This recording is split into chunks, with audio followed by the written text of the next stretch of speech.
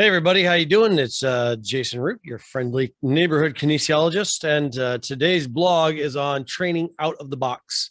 And so there's an excerpt from my book, Unbound Health, and I'm going to read about concentrating on training out of physical boxes. And so hopefully you enjoy this one.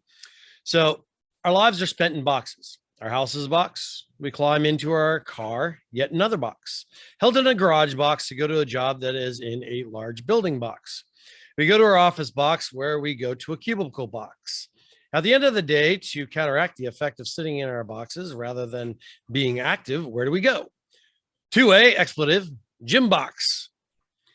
Training does not need to and should not commonly happen in these pre-designed boxes, at least not most of the time.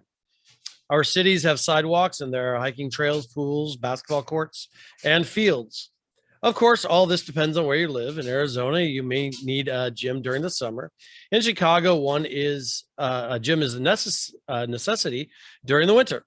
But training is a way to make your body more adept to what it needs to do instinctually, which is always out of the box. Look for ways and methods to have fun and get rid of the walls in favor of outside activity or recreational sport options.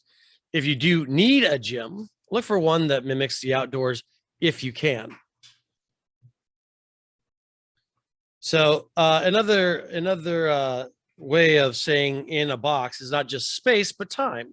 And so another way of thinking in the box is that all your training has to do with like an hour of time or an hour and a half or whatever that block of time that you've designated is.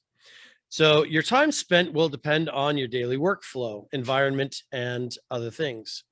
I have many clients that microdose their training. I also like to call this recess training. Remember when you were a kid and you got recess? You got 15 minutes to play a game of basketball, run, climb, and get your wiggles out, like my sister likes to say about her kids. All of that, and you have better learning and cognitive function when you get back into class or work or whatever activities that you were engaging in. Training like this is great.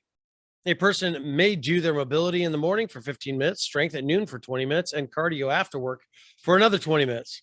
This is just an example, but it is very effective and keeps the body healthy and moving, along with increasing the frequency of activity. Many other techniques of training timing are used in the field of human movement. Another mental programming technique one may use is task-oriented training. Instead of concentrating on a period of time for training, focus on the tasks associated with the goal.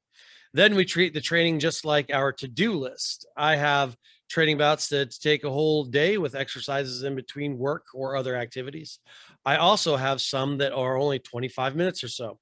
It is the task or the stimulus involved that counts rather than the time period that you're engaged in doing it in.